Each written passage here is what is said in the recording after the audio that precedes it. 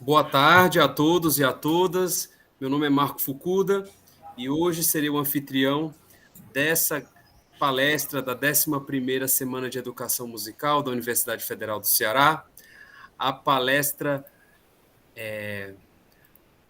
Música Popular e Sociedade Brasileira. Centenários de Antônio Maria, Ademilde da Fonseca, Paulo Freire e Astor Piazzolla, com o professor Dilmar Miranda. Professor Dilmar Santos Miranda possui graduação em Ciências Sociais pela Universidade do Estado do Rio de Janeiro, mestrado em Ciências Sociais pela Universidade de Ciências Humanas de Estrasburgo II, da França, e doutorado em Sociologia pela Universidade de São Paulo, USP. É professor associado, professor aposentado do Instituto de Cultura e Arte da UFC, responsável pela área de Estética Filosófica e Estética Musical, atuando principalmente nos seguintes temas: música, cultura, arte e modernidade.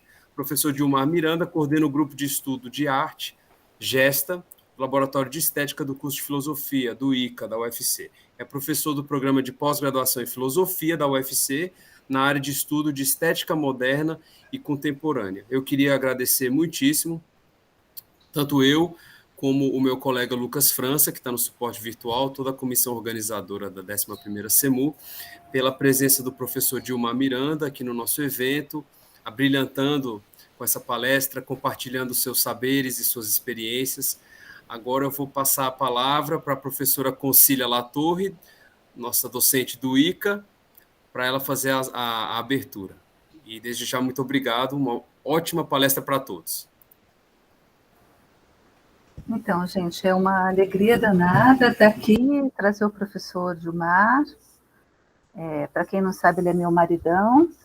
E a gente tem a carreira de correntes estéticas na música brasileira, e um dos trabalhos, um dos livros que a gente usa é o livro do professor Dilmar, Nós, a Música Popular Brasileira. Então, é um privilégio a gente poder estar com ele aqui hoje conversando, né, que se aprofundou tanto, fez um doutorado na área de Sociologia da Música, vai contar aí as novidades também. Então, primeiro eu queria agradecer o convite dos alunos, e mais uma vez parabenizar, porque a CEMU está sendo muito, muito, muito bem estruturada, muito, muito bem realizada, viu? Então, estou aqui só para dar um suporte para o Dilmar, estou bem na frente dele, só para dar um suporte mesmo. Obrigada. Então, com a palavra, professor Dilmar Miranda. Boa tarde, professor, e muito obrigado pela presença, mais uma vez. Bom, vamos ser breve em tudo, né? Então, eu quero agradecer muitíssimo essa oportunidade de eu reencontrar com a UFC, com o ICA, com a música, com vários colegas e colegas que eu estou vendo aqui. A todos vocês, um grande abraço, né?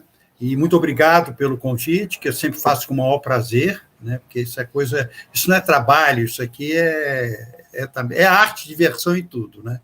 Então, e vamos ter que correr, vamos logo já partir para o primeiro slide, né? Que eu fiz aqui um PowerPoint para poder acompanhar, né? Para a gente ver e ouvir, e desfrutar e fruir nessa tudo isso que eu pretendo.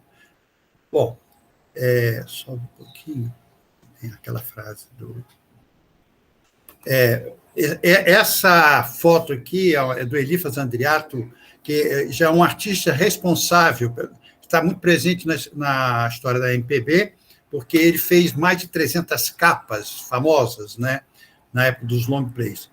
Então, eu aproveitei isso aí, que, inclusive, ele permitiu que eu usasse na capa do livro, né, Nós, a Música Popular Brasileira. Só um pouquinho.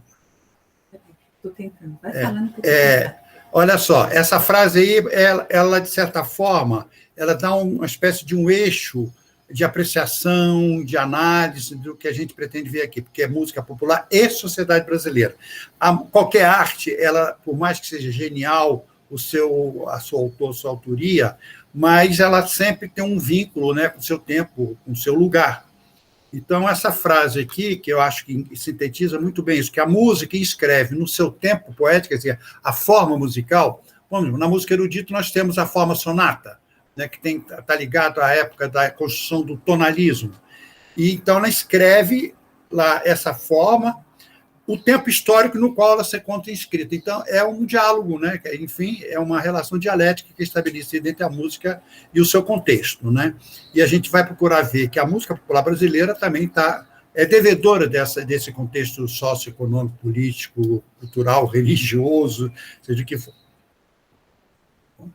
Aqui, eu vou talvez até reduzir aqui, em vez de 7 blocos, talvez 6, vai depender o andar da carruagem, se a gente chega até o 7º. Então, primeiro começa a corte no Rio de Janeiro, a música europeia no contexto carioca, o sistema fonomecânico, a Pequena África, a Tia Ciata, os bandos do Estácio, bloco 3, a Era do Ouro do Rádio, 4, a Bossa Nova, 5, a Era dos Festivais do Protesto, 6, Ano de Chumbo, alegorização do protesto, e depois vem as novas poéticas do MPB. E aqui a gente vai fazer referência aos nossos homenageados no seu centenário, né? Bom, nós vamos já aqui condensar tudo que ocorreu antes do século XIX, né? Que quando chega a corte aqui, todo mundo acha que foi a corte responsável por deslanchar todo um período muito rico de criação musical. Na realidade, não, porque no século, em Minas Gerais, já tinha, vários pesquisadores apontavam, até tinha a história seguinte, que o mineiro, contar mineiro, aprende 2 coisas, solfejar e latim, logo quando nasce. Então, havia, assim, realmente pessoas geniais que já criavam antes da própria corte chegar. Mas quando a corte chega, né, que é um momento decisivo, período que dá um intenso fluxo sonoro no país. Uma das causas foi o impacto da vinda da corte, né, que chegou aqui, saiu em 1807, mas chega aqui em 1808, e o Rio, aquele acanhado burro colonial, se transforma na nova capital do reino.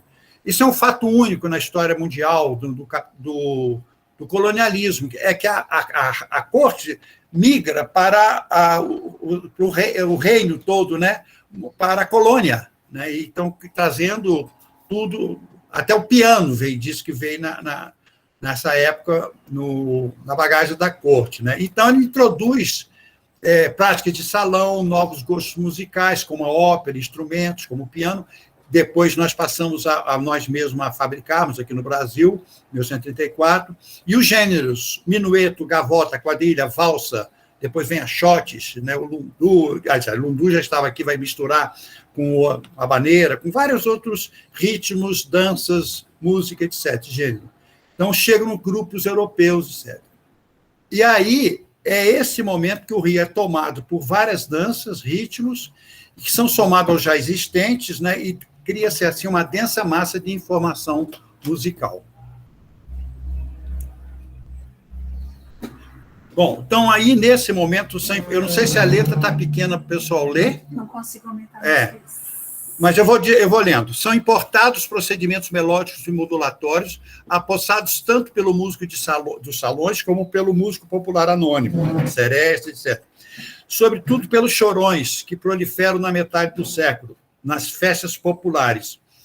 As danças europeias ganham um jeito brasileiro de tocar, a modinha.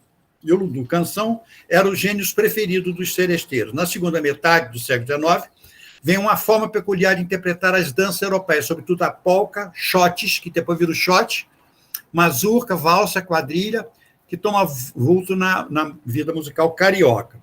No interior dessa agitação toda, destaca-se a polca, pelo que irá representar na nova musicalidade, começa a se configurar. Penetra fundo nos corpos bailantes dos salões, constitui uma importante protoforma da nossa música, cujo binarismo será uma referência rítmica fundamental para os contratempos das nossas formas sincopadas como o choro e o machixe. Também outro gênero que nos chega, né, nesse período passado é a valsa, que depois vai se transformar na valsa brasileira, com uma forma muito típica, né? Ela era europeia na origem, teria feito parte da bagagem musical da corte. Ela irá receber uma forma peculiar de ser interpretada, temperada com uma pitada de malemolência e sotaque local, gerando, inclusive, a peculiar valsa-canção. Isso aqui eu peguei isso aqui de um encote sobre valsa, não tem autoria. Tornando um dos gêneros prediletos de compositores e intérpretes. A valsa tem a forma, então, canção, a valsa dança e a valsa também interpretada, né? Não. Bom, agora, nós temos uma peculiaridade, que a valsa quase que ela é ternária na sua origem, para dança, né? 1, 2, 3, 1, 2, 3, 1, 2, 3. Só que a valsa brasileira quase que transforma ela num quaternário. A despeito do legado metronômico do compasso europeu, o ternarismo, né? Um traço singularizador da nossa valsa, né, foi desembaraçar-se da ossatura regular desse compasso. Falta um R aqui, desse compasso. Nossos andamentos serão mais livres, tendendo em alguns dos nossos gêneros a uma rítmica ad libitum, né? São mais subjetivos do que objetivos. Aliás, depois eu quero, isso aqui me lembrei, a grande, que eu quero fazer uma homenagem, Isaíra Silvino, que depois nós podemos voltar a falar, mas ela me chamava a atenção, que o metro é objetivo, e o ritmo é subjetivo, que de repente é respiração de uma várias coisas, né? Então, olha só, a partir então desse período, a valsa brasileira, o lundu e a modinha compõem a tríade das expressões musicais, detendo um papel estratégico na análise dos gêneros urbanos que vão surgir depois, como o choro, o machixe e o samba.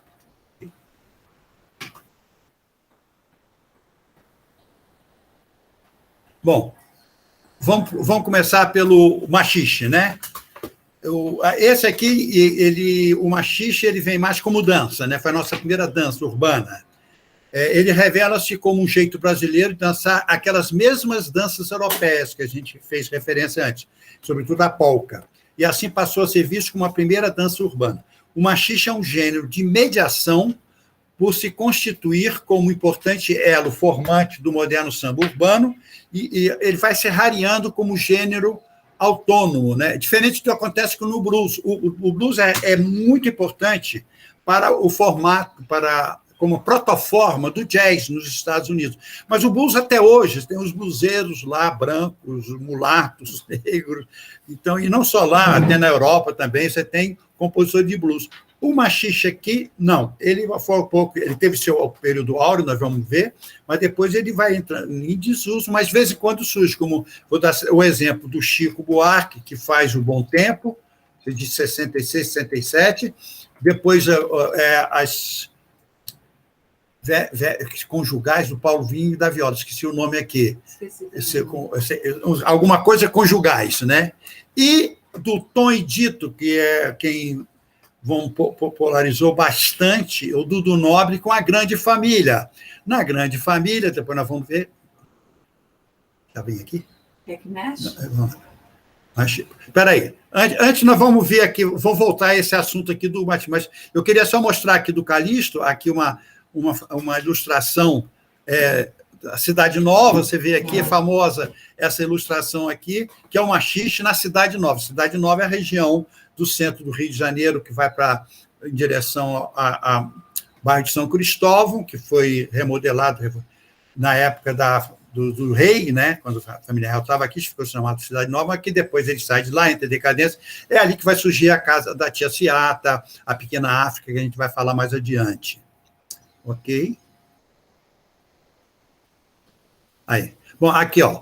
A partir dos influxos, nessas diferentes influências advindas das figurações ritmo-melódicas do lundu e da polca, o machixe pertence às formas binárias simples. Sua figura rítmica caracteriza por um tempo forte, né? No início do compasso, uma síncope mais pesada comparada ao que o samba que irá surgir no final dos anos 20. Já falei aqui do blues, então, olha só, os 3 exemplos, o Bom Tempo do Chico, Memórias Conjugais do Paulinho de Viola e A Grande Família do Dudu Nobre. Presta atenção que essa família é muito unida e também muito oriçada. Isso é samba. A segunda parte, Catuca Maia, eu quero também para rir. Enfim, a segunda parte é machixe puro. Que fica... Estão ouvindo o que eu estou falando? Vocês estão ouvindo o que eu estou falando? Não sei, tira aqui. Sim. Está ouvindo, né? Estamos. Então, que fica essa célula aqui embaixo, né? Essa é a célula Ritmo, do machixe, e essa primeira figura aqui, né? É a figura que a gente chama da brasileirinha, né? Você vai encontrar você vai encontrar também no samba, mas quando ele faz tá, tá, tá, tá, tá, que ele dá essa marcação nessa colcheia, na verdade, aí ele não dá o swingado depois do samba que o Dimar Depois a gente vai falar o moderno samba urbano, que tem uma característica muito, a gente vai ter bastante dele. Eu vou ter que parar um pouquinho para pegar agora a música, tá, gente? Tem que sair e voltar no slide. É o que eu sei fazer aqui. O pessoal que assiste aula comigo sabe que eu faço isso. Vou para frente, vou para trás. Mas vamos lá, Dudu Nobre. Deixa eu colocar aqui a figura menor. No computador que não é o meu, que o meu conseguiu pifar no dia da palestra, mas acho que vai dar certo, ó. Vamos lá. Me fala se está compartilhando. Muito unida. Tá sim. E também muito oriçada. Eu estou ouvindo. Tá. Então eu vou Brigam por deixar o meu qualquer razão. Mas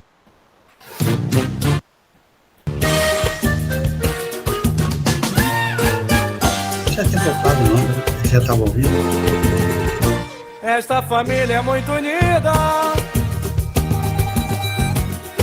E também muito oriçada. Brigam por qualquer razão, mas acabam pedindo perdão. Pirraça pai, pirraça mãe, pirraça filha. Eu também sou da família, também quero pirraçar. Isso é machista. Catuca pai, catuca mãe, catuca filha. Eu também sou da família, também quero catucar. Catuca pai, mãe, filha. Eu também sou da família, também quero catucar.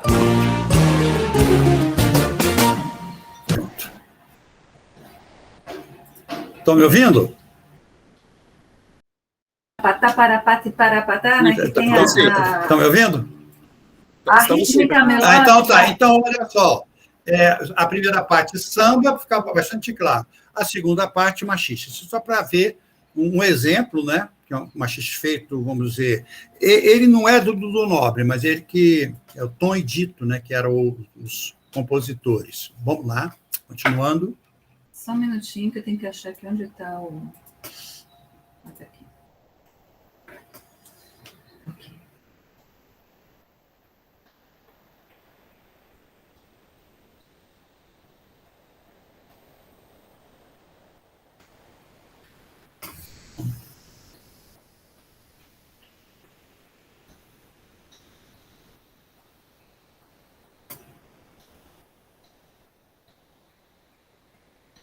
Bom, o machixe, quando ele surgiu, foi muito atacado, né? Porque achava que era música baixa, muito sensual. O Lundu já tinha também essa fama, né? E tem um episódio do machixe que foi tocado lá, o La Mulata, quando veio aqui no início do século, Hermes da Fonseca era o ministro da guerra, recebeu um almirante. Ele pediu para tocar um machixe famoso do carnaval, e foi depois um escândalo, quando a mulher a esposa do Hermes, quando já era presidente, a Naide Tefé, que é uma mulher avançada para o seu tempo, ela tocou no piano, né, o corta-jaca do Chiquinho Gonzaga, o Rui Barbosa fez um discurso indignado e tal, né? Então, para fugir desse estigma que o machismo tinha como coisa de negro, sensual, etc. e tal, muito depravado, aí tinha o Ernesto Nazaré, ele fazia seus machistas, mas chamava tanguinho brasileiro, às vezes pegava outros nomes e tal. Então, mas, de qualquer forma, para a fixação, a geração que foi responsável pela fixação do gênero, né? O Ernesto Nazaré, a Chiquinha Gonzaga, que foi excelente, uma compositora que esteve à frente do seu tempo por vários motivos, inclusive muito engajada, participou da luta da abolição, pela República, a luta dos direitos autorais, ela esteve sempre presente. Bom, aí isso tudo vai dar, a polca, né, ela será responsável pela adoção de vários nossos gêneros musicais populares, que vai se criar a forma rondó. que a forma rondar é uma primeira parte, depois a segunda parte, B, volta para a primeira parte, depois você fica... essas 3 partes vão formar a palavra abaca, né, que é estruturada em 3 partes, com cada parte tendo temas diferentes, com surpreendentes e belas inflexões modulatórias. Olha só, eu vou colocar para vocês agora o Segura Ele do Pixinguinha, do Benedito Lacerda, com os batutos, os outros batutos, que é a formação do Paulo Moura. Essa gravação ele fez no Sesc, eu falei, aqui está. Vocês vão ver a diferença, depois eu comento, mas ver se vocês percebem a diferença das partes da levada, né, que a gente vai ver aqui, tá? Segura Ele.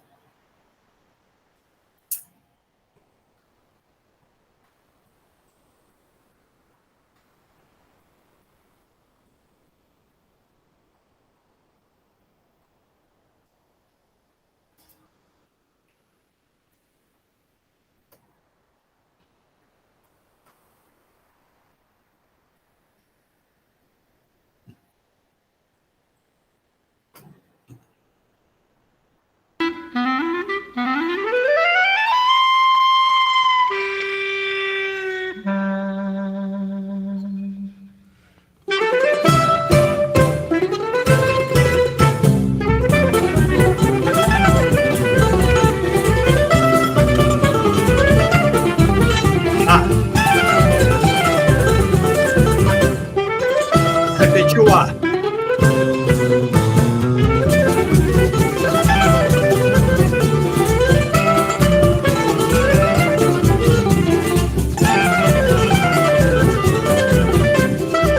B.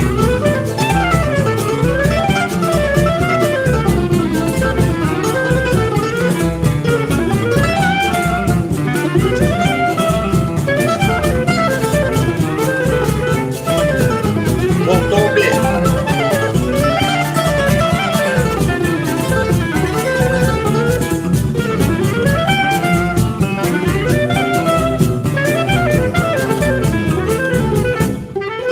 A, de novo.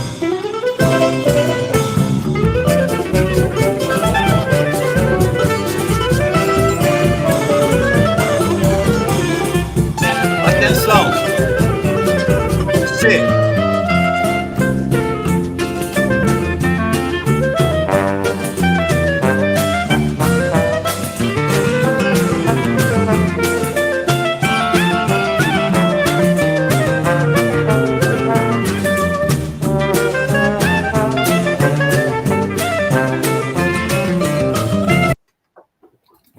Tá bom. É um desespero cortar, mas tem que cortar a música, gente. Bom, estão me ouvindo? Estão me ouvindo? Não. Agora sim. Professor, pode... Tá, é porque eu corto aqui, tudo bem. Ó, então, sem maiores delongas, né? Quer dizer, a gente percebe perfeitamente. A e B seria o que a gente poderia chamar a polca já brasileira, já bem mais sincopado, tudo. Quando vai para C, muda totalmente o panorama, né? O ritmo. Você sente isso, né? Ok. Estou vendo aqui o El falando, Pixinguinha, assim, nós vamos já falar dele aqui, em especial, Pixinguinha. Então, vamos lá. Na verdade, são os alunos.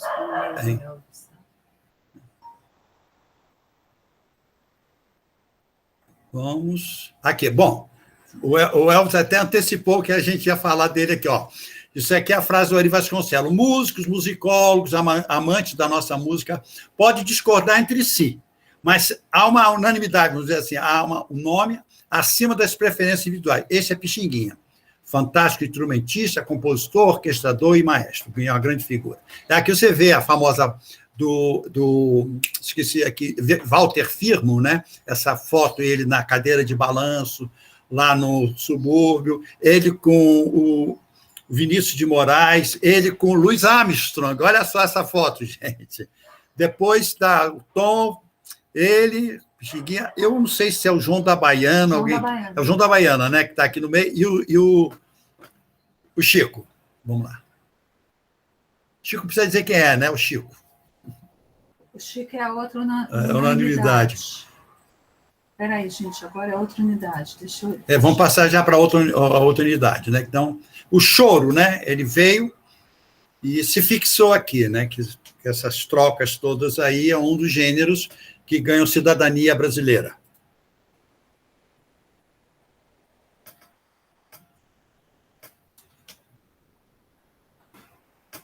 Bom, ainda nós estamos, né, nessa início da nossa do registro da nossa música, né?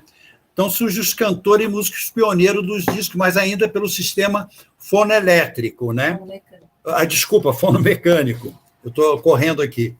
Espaços no Rio de Janeiro, no Rio, sobretudo, para os profissionais da MPB, na abertura do século XX. O café cantante, o circo, chopp berrante, bandas, teatro de revista, clubes de dança populares, cabarés, enfim, a área boêmia da Lápida, os bordéis do Mangue, que, inclusive, vai ter quando o Luiz Gonzaga, né, vai para o Rio, né, sai do Nordeste, vai para lançar lá o Baião, né, ele tocava também lá no Mangue. Sala de espera dos cinemas, aliado ao intenso comércio de partituras, instrumentos musicais, propicia a expansão do entretenimento popular. E a primeira gravadora, a famosa Casa Edison, propriedade do Fred Figner, que se dedica a vender aparelho sonoro, máquina e tudo. Então, vem o primeiro registro fonográfico, em 1902, o Lundu, Isto é Bom, do Xisto Bahia. Pode passar. Aqui é a Casa Edison, vendia, inclusive, os aparelhos, aquelas famosas campanas imensas, né? E partituras aqui, que era o Casa Edison, e os cilindros, né? Bom, aí começa a surgir as primeiras celebridades da cena musical. Uma delas é a cantatriz, né? Cantora e atriz Araci Cortes, era vedete de teatro e revista, filha de um chorão, que era vizinha de Pixinguinha, na infância, enfim, ela passa a ser uma pessoa importante desde essa época, interpretou as composições de Ari Barroso, Benedito Lacerda, Assis Valente, se apresentava com os 8 Batutas, que é aquela formação do Pixinguinha, com o irmão, etc., Donga, conjunto do Pixinguinha. E o primeiro disco saiu em 1925 dela, e poucos anos depois teve enorme sucesso com o samba Jura. Está o samba machichado, que eu não entro nessa discussão se é machixe ou samba e tal, então o samba machichado do senhor. E aí tem o senhor, também compositor, pianeiro, né, daqueles que tocavam nas salas de espera dos teatros de cinema, violonista, foi uma espécie de sistematizador do samba machichado, tornou-se um dos compositores mais solicitados do teatro musicado, figurando seus sambas da maioria das revistas. Bom, quando surge o som, veja só essa importância que a gente faz da época, do contexto, do desenvolvimento tecnológico, né? Aí começa o sistema fonoelétrico, na década de 20, né? Isso vai provocar uma mudança na estética musical, da conduta musical dos cantores, né? Até a Conciliar, até o mestrado dela, ela é um estudo pioneiro que ela fala escuta de época, né? Que as pessoas deviam ouvir mais essas épocas, mas tem uma razão de ser. Veja só, até Mário Reis predominava o estilo do bel canto italiano, né? O dó de peito, né? Isso acontecia não apenas por razão do gosto tradicional, mas pela impossibilidade de fazer ouvir o canto a meia voz, em recintos amplos, gravações precárias, etc.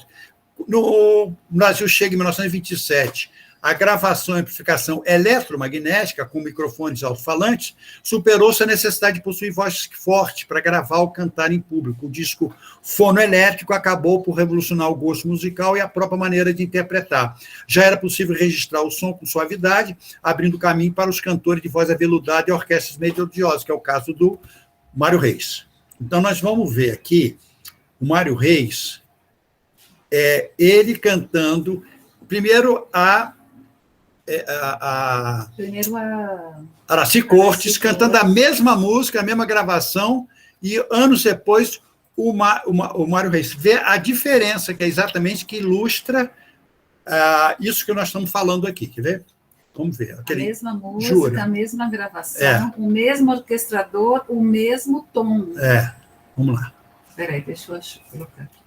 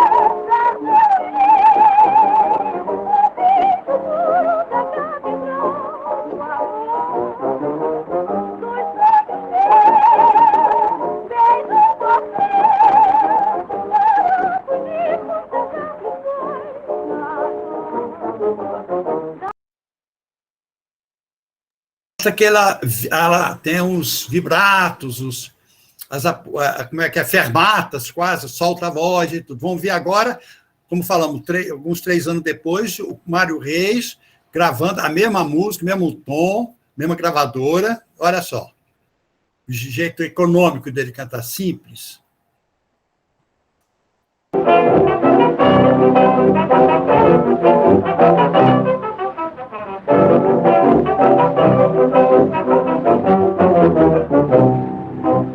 Jura, jura, jura pelo Senhor, jura pela imagem da Santa Cruz do Redentor, pra ter valor a tua jura, jura, jura de coração, para que um dia eu possa dar-te o amor, sem mais pensar na ilusão. Daí então, dar-te eu irei o beijo puro da catedral do amor, dos sonhos meus, bem junto aos teus, para fugir das aflições da dor. Ouvindo? Ok? Ok. Então, veja só, dá para perceber bem exatamente isso. Como uma é gravada pelo sistema ainda mecânico, outra por fono elétrico. Então, essa estética, a conduta vocal está muito clara, né, nesse período. Isso aí também é o período que começa a entrar o moderno samba urbano, graças, sobretudo, ao pessoal do Estácio, né, liderado lá pelo Ismael Silva. Vamos falar disso.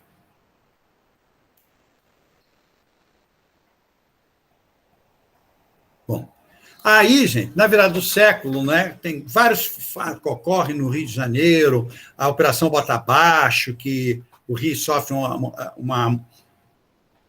aquela área que antes era da Cidade Nova, que ela era usada por moradia de altos funcionários, entre decadência, porque o Zona Sul começa a receber esse status mais assim, abonado da sociedade, então vão para lá, sobretudo, os afro-baianos, né, na Cidade Nova, buscam reconstruir nessa região, e sobretudo após a abolição da escravatura, etc., vão lá, nessa região do centro do Rio de Janeiro, seus laços comunitários, transformados as antigas casas, essas aí, em cortiços, pensões, ou arrendadas a famílias baianas, e cria-se uma comunidade de origem afro, liderada pelas famosas tias baianas, que vão ter papel importante na MPB.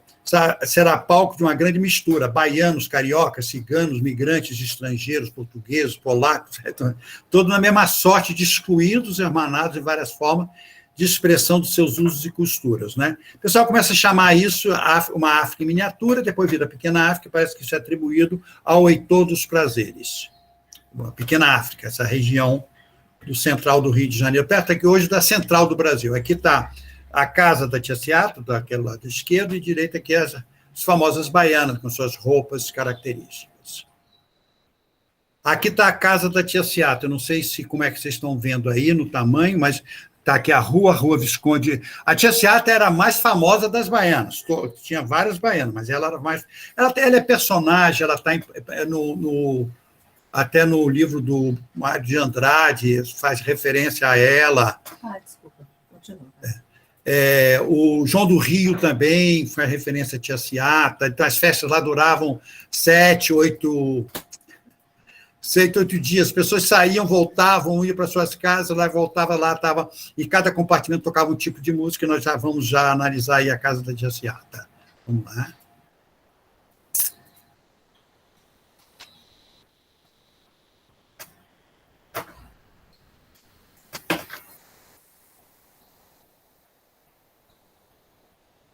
Eu não sei se dá para ver como é que vocês estão vendo aí, ó. A rua Visconde de Itaúna, quer dizer, a parte externa, vamos dizer, da rua, onde estava situada a casa da Tia Ciata. A primeira sala, a sala de visita, onde tocava polca. A música, vamos dizer, entre aspas, mais permitida, né? Valsa, shot, choro, né? Depois vinha a casa da Tia Ciata, tinha uma área, aí tinha 2 quartos aqui, sala de jantar, ali tocava o pessoal do Partido Alto, segundo o Tinhorão. Descia que tinha a cozinha, a despensa, depois descia uns degraus, você estava sobe um pouquinho, estava no quintal. Então, você tinha o quintal aqui, depois tinha um galpão onde ela oficiava, ela era mãe de santo também, e aí ela que fazia lá o ofício. Então, era uma mistura disso tudo, do candomblé, música, catolicismo, que fez parte desse um caldeirão que amalgamou tudo esses encontros de culturas musicais, etc. Então, vamos aqui ouvir, gente. Essa gravação é única, porque o Carlos Malta, depois ele gravou, mas um pouco diferente. Isso foi ao vivo que eu consegui com ele, lá no Sesc, ele gravou com o Coreto Urbano, que era o conjunto dele, o Lamentos, do Pixinguinha. Vamos mais um Pixinguinha aqui. Só instrumental, mas olha só o que ele faz. Ele para mim, eu falei, você me descreveu a casa, você descreveu a minha tese, você descreveu a casa Tia Ciata. Começa com a polirritmia lá do candomblé, enfim. Isso na minha visão, na minha percepção e no meu desejo. Eu vou colocar logo no início, mas depois eu vou passando, né? Porque ela é muito comprida. Não, ela até só a parte que andou vira. Olha. Eu vou cortando. Eu vou explicar o seguinte: a música é muito grande, então só vou pegar acho que os 5 primeiros minutos, que tem essa parte que descreve, começa com a polirritmia, depois aos poucos vai entrando os instrumentos, só rítmico, só percussão, depois entra os instrumentos de sopro, vai insinuando até que vira choro. Então é como se ele começasse lá se a gente voltasse, assim, ouvisse e visse ao mesmo tempo a planta, né, da casa, é como se estivesse lá no quintal, sobe as escadas, vai para o corredor, quando chega na sala, já é choro, e a gente para aí. Depois vira jazz.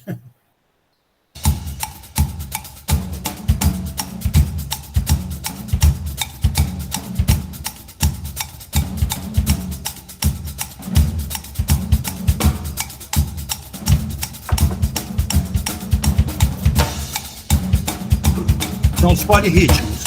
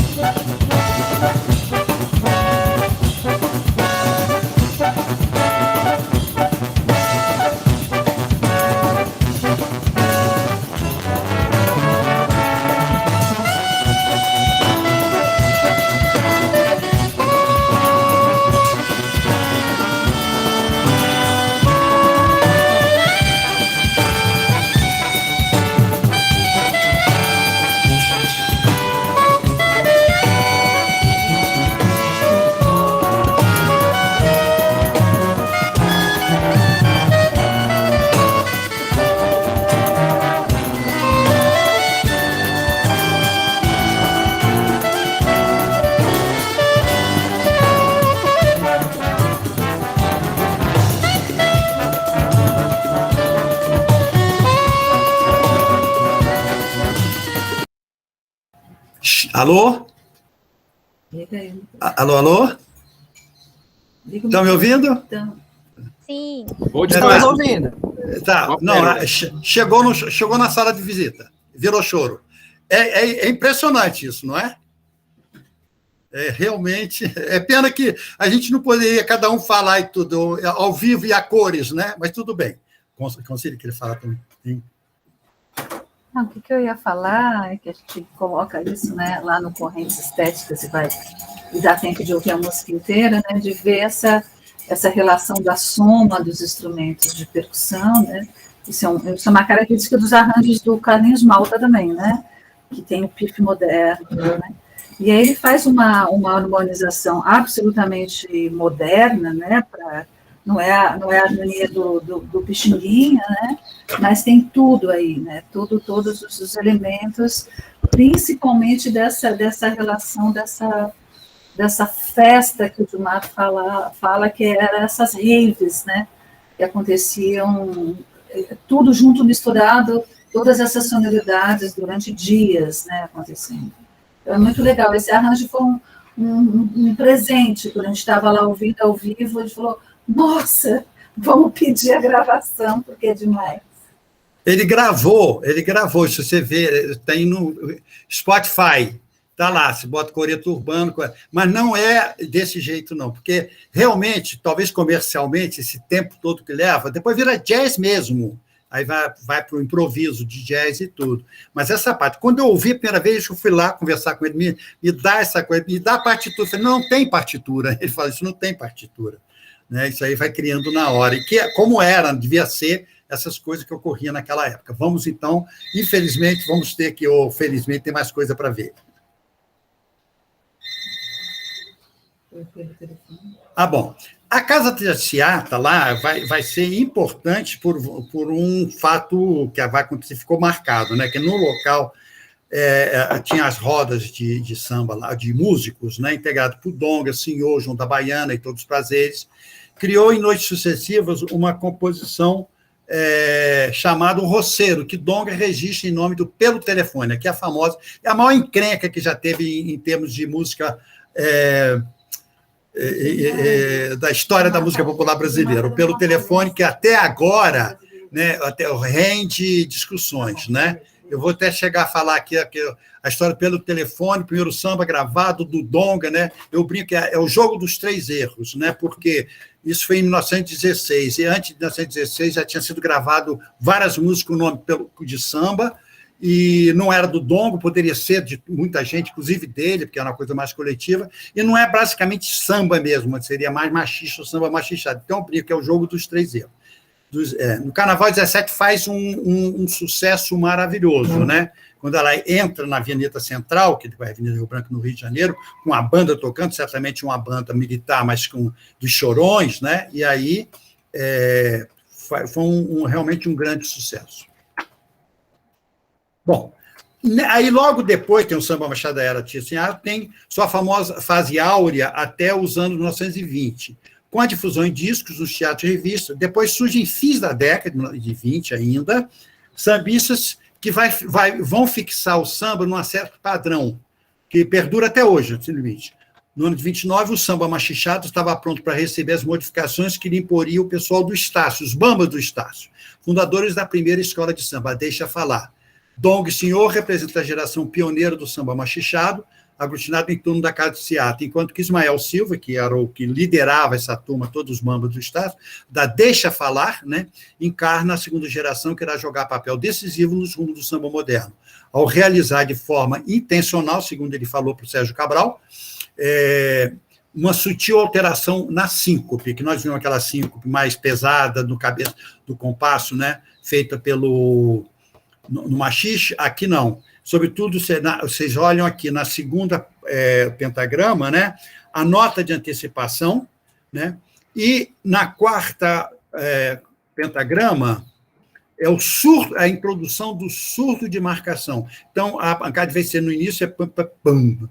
Isso dava uma leveza maior, né? esses dois elementos, eu descrevo mais aqui, mas vamos ter que passar, dá uma leveza que faz com que fique alguma coisa no ar, e até brinco, é o samba malandro que surge nessa figura do malandro, que ele é levado a preencher com o corpo o espaço que é deixado pelas essas batidas do fraco, do forte e do fraco. Peraí, deixa eu ligar meu microfone, se bem que nem precisa. Né? Não, o que eu queria também ajudar aqui, contribuir, né? Vocês estão vendo em grade, né? No segundo pentagrama, né? Que tem um sistema de 4 aqui. Exatamente nesse segundo compasso, ele está invertida a célula, as duas figuras rítmicas do machixe, né? Como vocês viram. Você tem as duas colcheias e depois a brasileirinha, né? Só que a brasileirinha, no final, ela segura mais uma semicolcheia que está em seguida. E aí, nessa hora que o surdo, né, 4 pentagrama, está dando acento, quando você acentua no tempo fraco, você impulsiona para frente, né? Então, isso é uma maneira de escrever, mas é o que acontece sonoramente, né? O impulso da brasileirinha pelo surdo aqui. Então, eu brinco que diz que é a insustentável leveza do corpo negro dançante, né? Que surge isso aí. Eu depois vou falar de um livro que eu acabei de escrever, está sendo lançado, que eu exatamente retomo esses temas aqui que a gente está falando, de uma forma mais demorada, né? Em livro.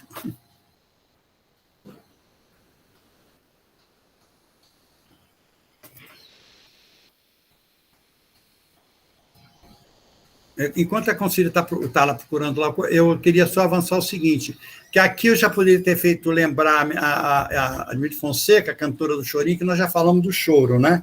Eu queria exatamente ver que a lembrança desse centenário se fazem presentes, né? A partir exatamente da própria história da nossa MPB. Bom, aqui na década de 30 a gente vai entrar entrou mais um elemento na divulgação da nossa música, que é a era de ouro do rádio, né? Década de 30, 40, né? Até chegar à televisão, a televisão que vai desbancar essa. Quer dizer, o rádio continuou, mas não na força que tinha, quase que exclusiva que tinha. Então, vão surgir aqui vários, aqui é o Braguinha, Carmen Miranda, Ari Barroso, o programa do Cazé, que é o avô da Regina Cazé, tinha um programa de rádio, e aqui Orlando Silva. E o Noel, né? E o Noel, lógico, sim. Tchau, Marisol, bom te ver. O Cazé, ele era um nordestino que chega no Rio, ele resolve vender o rádio à prestação. Ele levava o rádio, o aparelho, deixava lá, se a pessoa gostasse, ele voltava e fazia negócio, né? Então, divulgou bastante. Então, e junto com o sistema fonoelétrico, vai ter um papel fundamental para a difusão, né, dos nossos, um grande programa para a difusão da MPB. Aí, então, surge nos anos 30 essa geração de compositores.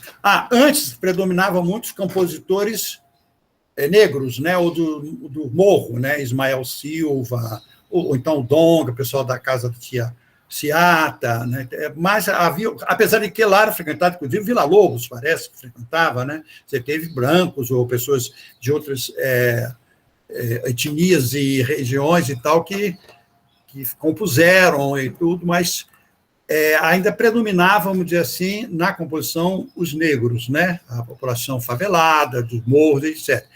Aí, na década de 30, aí já são compositores fora desse eixo do outro. Então, que são sambistas, geralmente todos brancos, alguns de classe média e classe média alta, e destaca dentre esses aí, até aqui, Lamartine Babo, Braguinha, João de Barro, era obrigado até a mudar o nome, porque não podia saber que era o Braguinha, tinha o pessoal das finanças e tal. O João do Barro, o Noel Rosa e o Almirante aqui, né? Tinha até um programa, um grande difusor da música popular, o Almirante. E depois surgem também os compositores fora do eixo de carioca, né? Antes era o pessoal de favela, do morro, carioca, ou então coisa. Agora não, já começa, o próprio rádio joga esse papel fundamental. O Rio tinha uma força centrífuga e centrípeta, ele atraía e, ao mesmo tempo, isso vai praticamente durar até quase a era dos festivais, que as pessoas tinham que mudar para o Rio, qualquer coisa, para ver o Rio e São Paulo, né, o eixo sul, depois isso muda. Mas aqui nós temos esses compositores e cantores aqui que você vê. O Wilson Batista, que é meu conterrâneo, de Campos, Dorival Caymmi, os baianos, Carmen Miranda, Assis Valente, a Carmen Miranda, portuguesa, né, que depois se naturalizou. A Talfo Alves, Ari Barroso, aqui, os mineiros, né, o Geraldo Pereira e Lupicínio Rodrigues, do Sul, né? Bom, então... E a indústria de entretenimento da época ganha grande força, né, difusão e tal. Então, aqui, olha só, para vocês terem uma ideia da força do rádio e do disco, né, que vem junto, né? Em 1931, a prensagem do Com Que Roupa, do primeiro samba de grande sucesso Noel, atinge 15 mil discos, algo extraordinário, considerando a população possuidora de vitrola, na época inferior a 5% da população, que veja lá em torno de 30 milhões. É mais ou menos como o estouro da Madonna, o estouro do Michael Jackson. Deixa eu botar aqui. Então, Com Que Roupa? Proporcionalmente, claro, né? Interessante que ainda Com Que Roupa, a palavra samba não estava ainda como... podia ser evento, festa, então, o samba que você me convidou, quer dizer, o baile, o samba e tal. Depois vai caracterizar como gênero mesmo. Não estou achando aqui, a gente vai ter que pular. Com Que Roupa? Daqui a pouco eu acho, gente, vamos seguir. Agora vou mudar minha conduta, eu vou para a luta, pois preciso me aprumar, vou tratar você com força bruta, para poder me reanimar, pois essa vida não está sopa, e eu pergunto, com que roupa eu vou pro samba que você me convidou, com que roupa que eu vou, com que roupa que eu vou pro samba que você me convidou, e aí vai. Vamos lá. Espera só um minutinho, estou achando agora o próximo.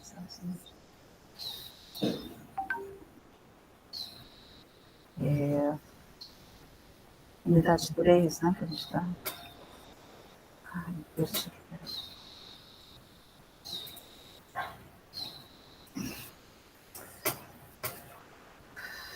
Outra coisa. Para a apresentação, deixa eu começar de novo. Pronto.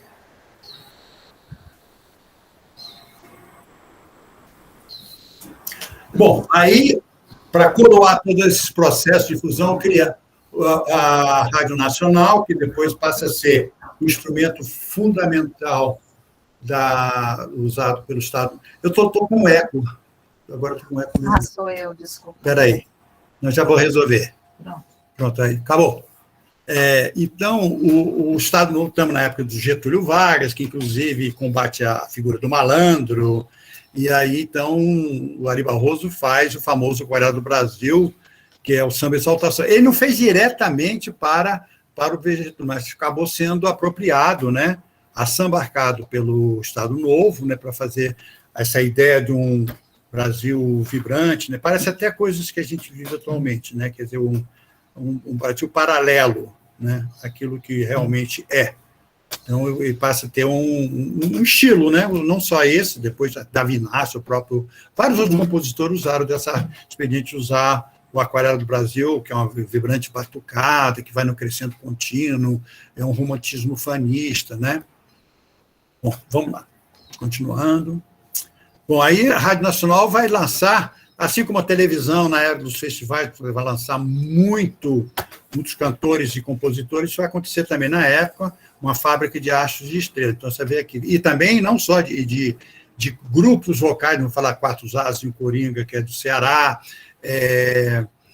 orquestras, e depois o próprio Radamés Inhato, que vai fazer o arranjo do Aquarela do Brasil, vai ter um papel importante como arranjador dessas produções mais sinfônicas, né? Então, nós temos Aracide Almeida aqui, temos Orlando Silva, Carmen Miranda, Francisco Alves, o rei da voz, né? Isso aí tiveram assim como plataforma de lançamento de tudo. Orlando Silva, de um dia para a noite, virou um coqueluche, assim, por acaso, da rádio, do rádio, emissora. Também vem o cinema, até, inclusive, para lançar, Alô, Alô Brasil, o Carmen Miranda e o Francisco Alves, os próprios cantores muitas vezes viravam artistas, né? Vai acontecer com sobretudo o Carmen Miranda, e Ari Barroso, etc., né? Esse período. Bom, aí, gente, chega no pós-guerra, né, a figura do Luiz Gonzaga, que vai conhecer os nordestinos na dupla Luiz Gonzaga, o pernambucano e o cearense Humberto Teixeira, né? Ele é um sanfoneiro, pouco conhecido, tocava nas zonas do Mangue, zona boêmia e tal, mazurcas, samba, valsas, tango, etc., né? Mas aí, quando ele resolve lançar, juntamente com o Humberto Teixeira, em 1946, o Baião, bom, aí vira um sucesso grande, né? Eu vou mostrar para vocês como se dança o baião. Já essa linha melódica é uma coisa que foi herdada por nós via Península Ibérica, que é o modo mixolídio, uma escala diferente. Isso está muito presente na música nordestina. E aí, graças, sobretudo, a Luiz Gonzaga e Humberto Teixeira. Vou mostrar o 4 anos. Bom, e vamos ver, aqui está os 4 As de Coringa, né, que tinha os grupos, né, trio iraquitano, vários trio, 4, e que eram responsáveis pelas performances dessa nossa música na era do rádio. Então, vamos ver. Isso no cinema também. Vamos ver aqui o 4 As de Coringa cantando, então, o Luiz Gonzaga. Depois vai surgir ainda outros, né, como o Jacques do Pandeiro. Agora você fecha um pouquinho para mim. Tá. Vamos lá, manda ver.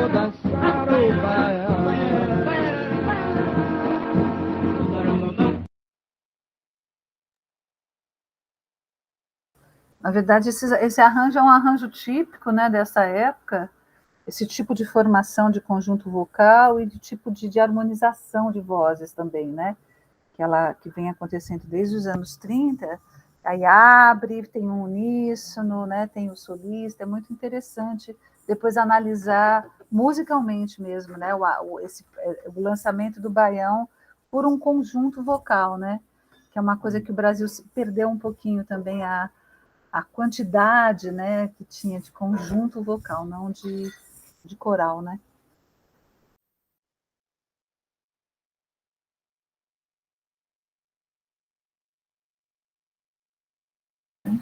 Bom, e tem o outro que é importante também, do Nordeste, do Acho da Alagoas, né, você tem o Jacques do Pandeiro, né, que ficou famoso com o seu samba, com a esposa também, a dupla, a Convideia com Madre Sebastiana, tem... Aqui está. Por pouco tempo, o gênero o baião passa a ser uma moda avassaladora. Em 1949, escrevi o periódico Radar. A ordem agora é baião. Coqueluche Nacional, de 1949. Nós temos aqui o Jacques do Pandeiro. Aqui vai ser Sebastiana e 1 a 1. Ficou famoso. Eram os mais famosos, né? Lenine, né, faz músicas dedicadas ao Jackson, Jackson do pandeiro, Jackson brasileiro.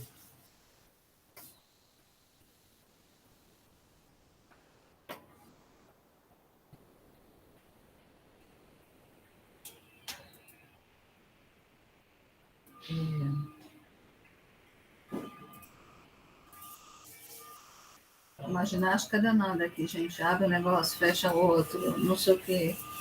Pronto.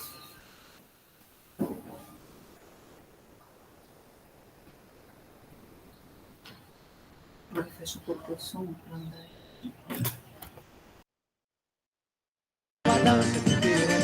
Pulava que só uma guariba e gritava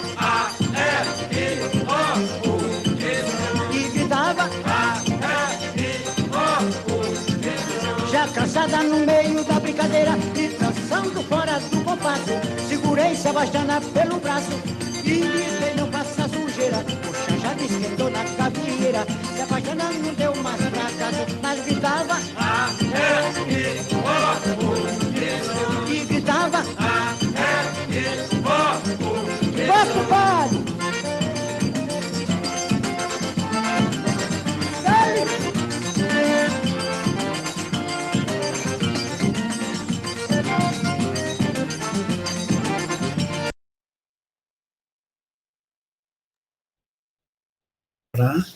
Bom, vamos para frente, que é a bola para o mato, que o jogo é de campeonato, para frente, que atrás vem gente. E poxa, lá no outro, se você quiser ir falando da samba canção, agora.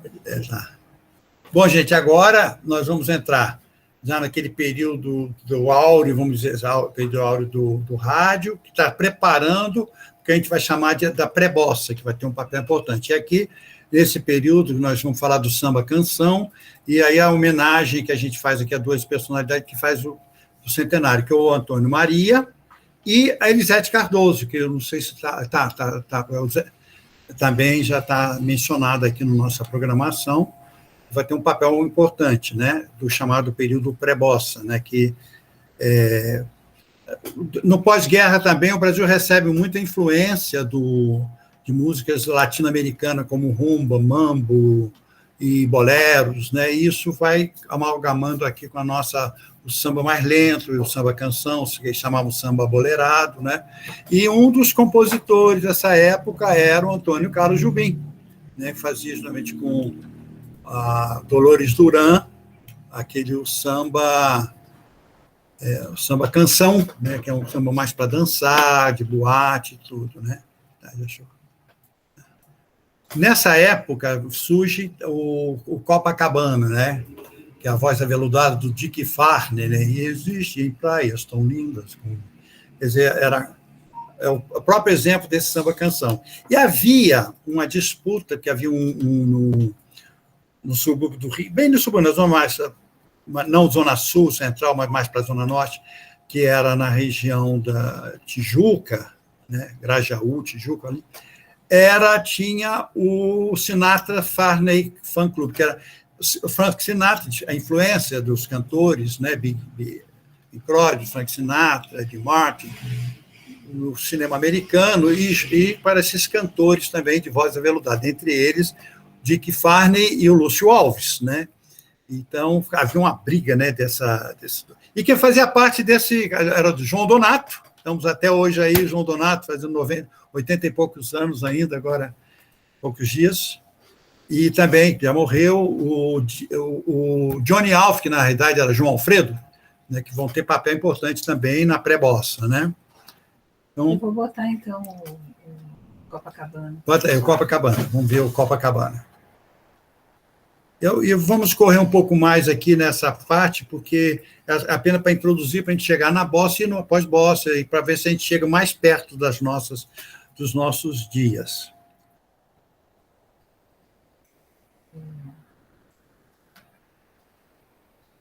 Desliga um pouquinho, para não dar eco.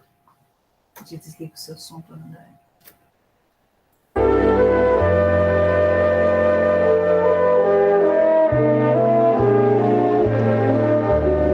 Existem praias tão lindas, cheias de luz, nenhuma tem o encanto que tu possuis. Tuas areias, teu céu tão lindo, tuas sereias, sempre sorrindo, sempre sorrindo. Copacabana, princesinha do mar, pelas manhãs tu és a vida a cantar, e à tarde o sol poente deixa sempre uma saudade na gente. Interessante. Alô, alô? Me ouvindo? É interessante observar o seguinte, quer dizer, a gente falou de samba, aquele samba batucado para dançar e tudo. Esse, dançar na rua, né? Inclusive, precisava o samba com machado, né? Para ir para frente e tal. Agora, esse samba, não tem samba, isso vai até preparar um pouco a bossa nova, não tem mais o bumbo, o surdo de marcação. Agora é a vassourinha do, da bateria, né? Aquela coisa assim mais suave e tudo, né? E, de certa forma, e o João Gilberto vai jogar aqui, que é importante, que vai ocorrer lá no final da década de 50, né? Que já, sobretudo, a juventude mais, né? Que tá muita influência americana também, de escuta americana, o poder aquisitivo pós-guerra, de certa forma, ajudou um pouco a compra de aparelhos de som melhores, o hi-fi, o long play, que permite músicas, não era mais 78 rotações, toda a tecnologia e influências culturais, etc. e tal, aí o pessoal começa a querer ter um outro tipo de escuta, né? E nesse momento tem o famoso encontro de Tom com Vinícius, que eles vão fazer o Orfeu da Conceição, que é a visão a carioca da divindade mitológica, da mitologia grega, né, que vai estrear no Rio com canções do jovem, né, Tom Jobim, e da letra do poeta diplomata Vinícius Moraes, né, e que depois, no disco, vai ser interpretado por Elisete Cardoso, que era cantora de samba-canção. A nossa Elisete, quem está comemorando aí os 100 anos. Né? E aí vai surgir, essa música há uma escuta que os jovens carioca começam a ouvir, né, com mais frequência, né? E que é o Chega de Saudade, aliás, antes já tinha, falta o anterior, só um instantinho, só vou falar aqui de três músicas que marcaram a época. Foi A Noite, de Nilton Mendonça, que foi um companheiro do Jobim, mas morreu cedo. Manhã de Carnaval, da peça Orfeu do Carnaval, do tema, né, Orfeu Negro, que vai ser feito um filme, né? Bom, e aí, então, no primeiro, em 1958, umas duas novidades, em duas faixas do long play Canção do Amor Demais, são canções da dupla, Tom e Vinícius, mas quem acompanha é a voz de Elisete Cardoso, que era cantora tipo cantora do samba-canção, né, da fase anterior. E outra vez, nisso tem uma batida que está lá no fundo, que é o violão de precisou ser. Quem acompanhava a Elisete era o Mão de Vaca, que era um grande violonista da velha guarda e tudo, mas ele não pôde, então chamaram o João Gilberto. Então ele se infiltra ali com a batida, a gente percebe que já alguma coisa é diferente. Logo depois ele vai gravar. Né? Vocês me desculpam, gente, que eu estou falando, lendo aqui, eu sei que tem aqui no chat muita coisa, quando eu vou ver já não tem mais, então eu não posso responder, mas pode ter que, se eu ter acesso depois, a gente... A Amanda falou que o disco é lindo. Ah, sim, do Chega de Saudade, né? Sim. Agora, então, depois o João Gilberto, ele mesmo vai gravar Chega de Saudade, e aí, e quando ele grava, a gente vê totalmente a diferença, né? Vou botar um pedacinho das duas. Das duas aí. Vocês desculpam, gente, que às vezes que eu quero ver ler aqui, mas aí já é rápido demais aqui, ó.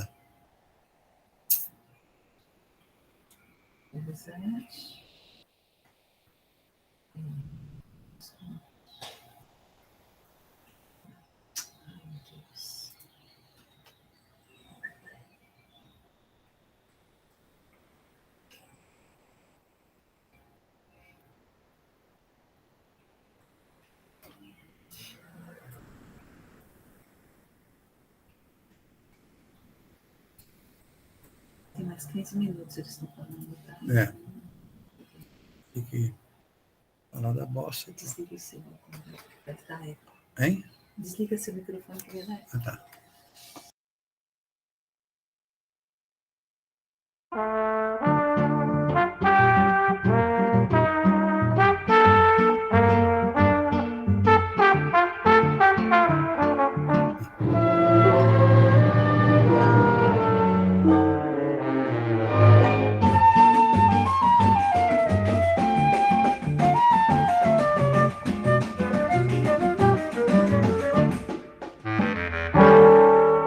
Vai minha tristeza e diz a ele que sem ele não pode ser. Diz-lhe numa prece que ele regresse, porque eu não posso mais sofrer.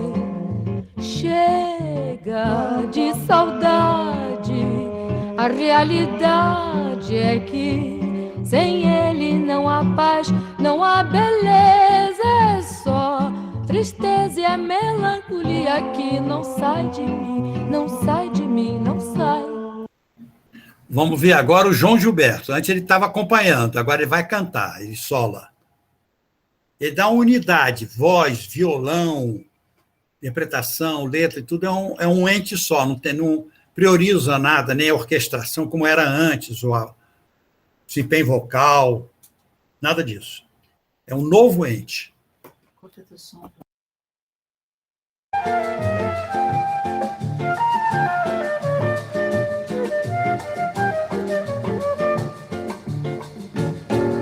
Vai minha tristeza e diz a ela que sem ela não pode ser. Diz-lhe numa prece que ela regresse, porque eu não posso. Alô? Olha, diz as lendas, né, que quando ele foi gravar pela primeira vez, ele pediu para ele, solo, né, ele pediu um microfone só para o violão.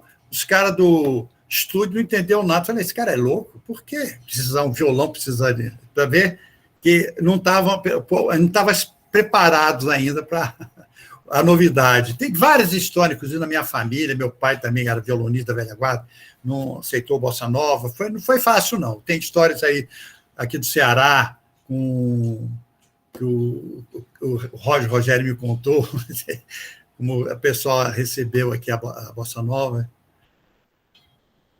Vamos.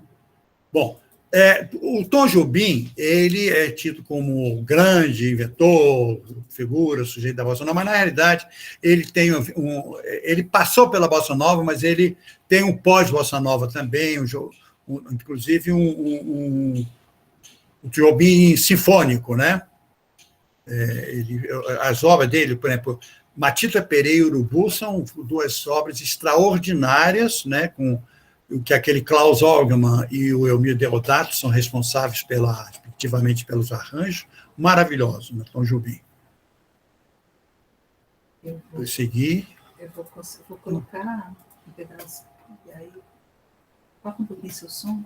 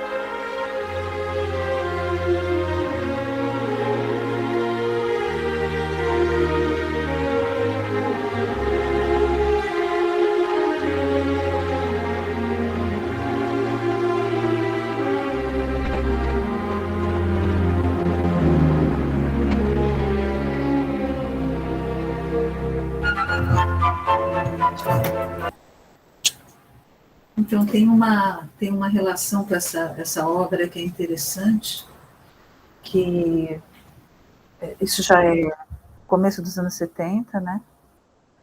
Eu fiquei sem som aqui. Vocês estão me ouvindo, gente? Alô? Alô, alô, estão me ouvindo? Alô, vocês estão me ouvindo?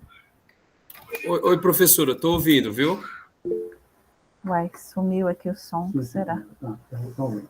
Na verdade, essa obra, né, o Jobim, ele tentou gravadoras no Brasil, imagine, o Jobim já tinha gravado com Frank Sinatra, isso é começo dos anos 70, gente. E nenhuma gravadora deu bola para o Tom Jobim nessa época, vocês imaginam isso? E aí ele conseguiu gravar nos Estados Unidos com esse arranjador que chama Klaus Ogerman, que é uma das obras-primas. Escutem esse LP, esse CD que se chama Urubu, antes tem o Matita Perê, que é a obra-prima, né, dessa parte do Jobim sinfônico, né, dessa grandiosidade, dessa compreensão que o Jobim tinha do Brasil, né, e trazia pela música, né. Então é muito legal a gente poder ouvir isso e saber disso também, né.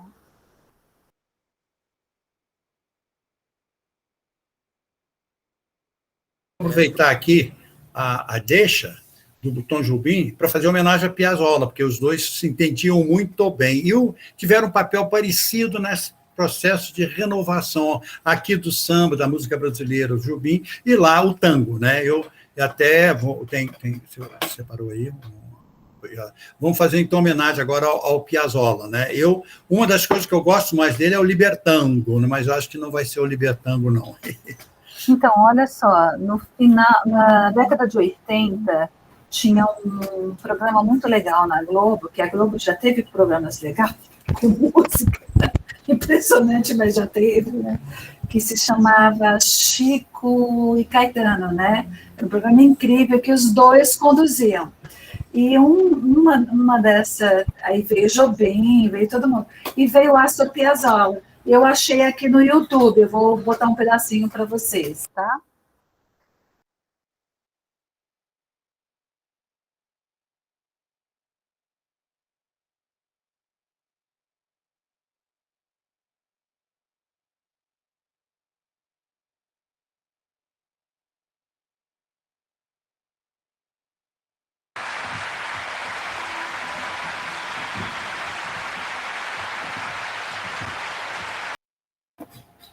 Ouvindo?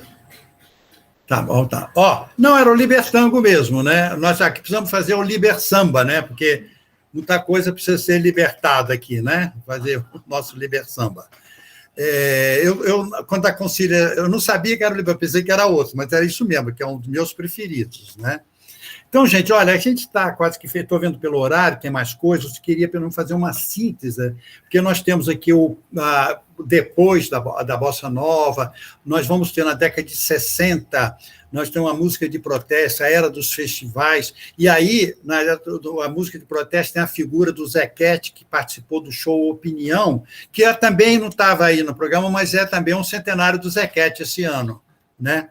Que pode me prender, pode me bater, pode até deixar-me sem comer, que eu não mudo de opinião. Então, agora, isso, cada vez que a gente está... a gente vira para cá, vira para lá, sempre nós temos uma música para fazer de trilha sonora desses momentos que a gente está vivendo. Não só viver só da trilha sonora, mas da ação sonora também, fora Bolsonaro, coisa do tipo assim. A época dos festivais, então, vão surgir vários... A televisão vai ajudar também. Tinha um programa os mais novos, certamente nem ouviram falar, Essa Noite Se Improvisa. Quem ganhava era Chico e Caetano, né? Que eles tinham que dava uma palavra, tinha que fazer na memória cantar uma música e tudo. Então, isso era um programa assim, muito interessante. Então, tinha os festivais, que era um verdadeiro programa de televisão, e surgiram em vários, vai dar margem ao furacão do tropicalismo, né? O tropicalismo. Achei o slide. Hein? Achei o slide. De qual dele? Do Opinião. Então, vamos passar só o slide do Opinião, não é? Que a gente estava aqui meio perdido aqui, e deixar a coisa mais ou menos já, infelizmente, não vão pelo horário, né? Já tá vencendo, não sei quanto tempo. Fukuda? Quanto tempo aí? Professor, a gente pode ter essa última música e já partir para as considerações. Considerações, está legal. Então, vamos lá. Ok. Está falando do engajamento musical, das camponesas, do Paulo Freire. Bom, peraí. Só para fechar exatamente, veja só. Quando surge, o que acontecia na década de 60, no início da década de 60? É uma coisa que eu vou retomar, não sei se estão sabendo, vai ter a semana do Paulo Freire aí, eu vou falar, vou mostrar o pé. Trabalhei com o Paulo Freire, então vou mostrar o método dele, discutir, e falar o contexto, o mesmo contexto que vai surgir a música de protesto é o contexto que surge Paulo Freire também, que aqui fala agitação dos movimentos sociais dos anos 60, Ligas Camponesas, CPC, que é o Centro Popular de Cultura, da UNE, o movimento de educação de base, as comunidades eclesiais de base, o Paulo Freire, né? Então, isso foi radicalizado, que foi resistência ao golpe militar, mas que passa, então, a marcar a vida política do país e rompendo o que passou a ser conhecido como canção engajado, canção de participação com temática social, caracterizando a MPB da época. E o exemplo que eu quero terminar aqui é exatamente do Show Opinião. Nós temos aqui a Nara Leão, Zequete, João do Vale, e embaixo, depois, a Nara deixa o Opinião e cede lugar para a jovem... como é? Betânia. A Betânia, Maria Betânia. Vou botar aqui o Opinião, só um minutinho, gente. Então, nós vamos ouvir a opinião.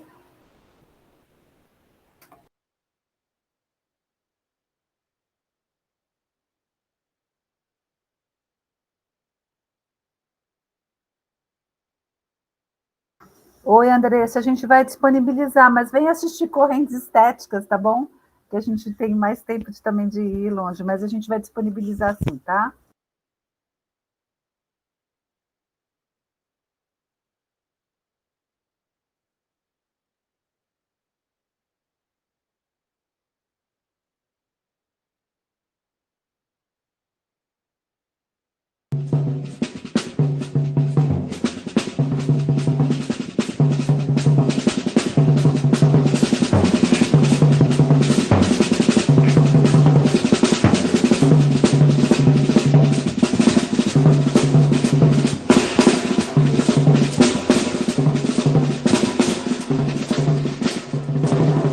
Podem me prender, podem me bater, podem até deixar-me sem comer, que eu não mudo de opinião. Aqui do morro eu não saio, não. Daqui do morro eu não saio, não. E não tem água, eu furo um poço. Se não tem carne, eu compro um osso e ponho na sopa e deixa andar, deixa andar.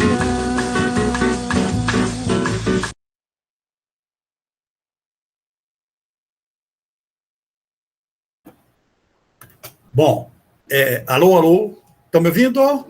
Sim. Alô? Sim, professor, estamos ouvindo. Tá vendo?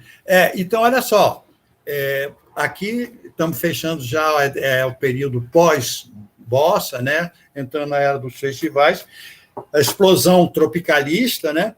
Da década de 70, a retomada da música instrumental, inclusive o jazz, Hermeto Pascoal, Egberto Gismonti, é muita coisa ainda para ver, né? E o rock brasileiro, né, que aí sobretudo a partir de Brasília, né, que tem.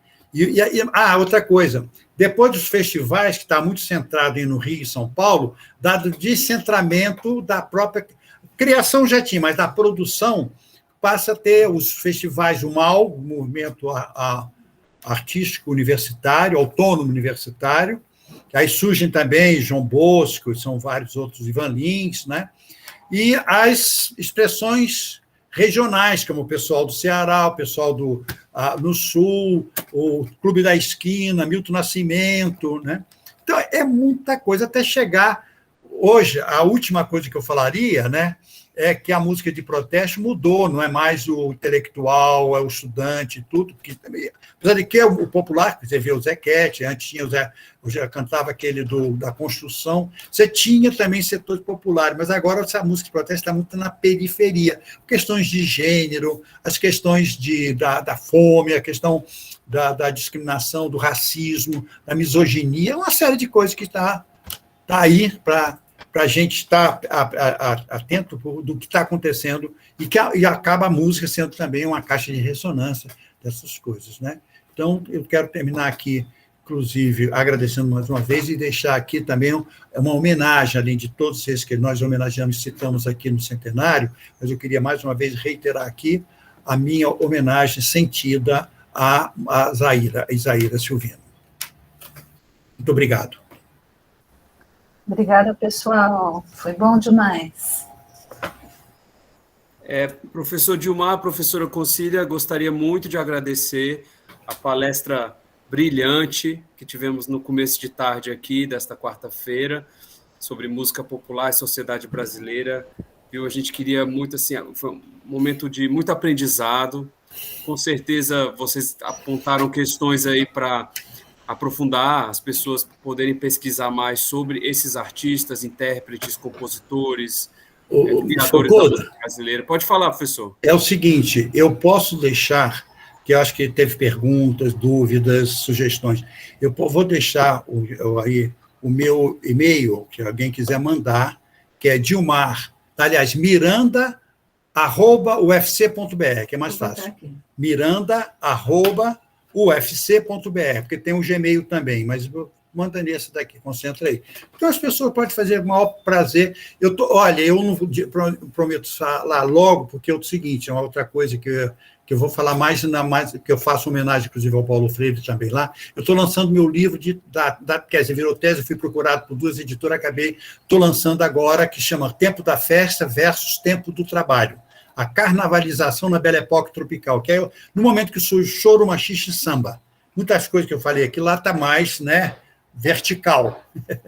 Então, lá também eu faço homenagem ao Paulo Freire, né, mas então talvez não possa alguém mandar, agora eu estou envolvido com a produção do livro, saída do livro, lançamento e tal, mas eu teria o maior prazer em responder dúvidas, questões, provocações.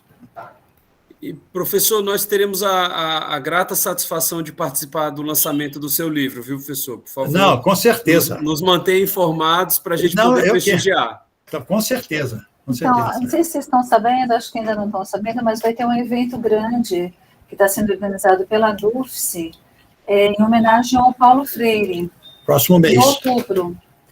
Então, vai ter palestras, Gilmar vai dar um mini curso. Dia 13. Muita gente. A minha uma oficina. Vai avisar. E logo em seguida, depois do dia 20, a gente vai fazer o lançamento do... Aí a gente pode ir no Musicultura, falar, a gente vai fazer o lançamento do livro do Gilmar, tá bom? Muito obrigada, viu, Fukuda, pelo interesse.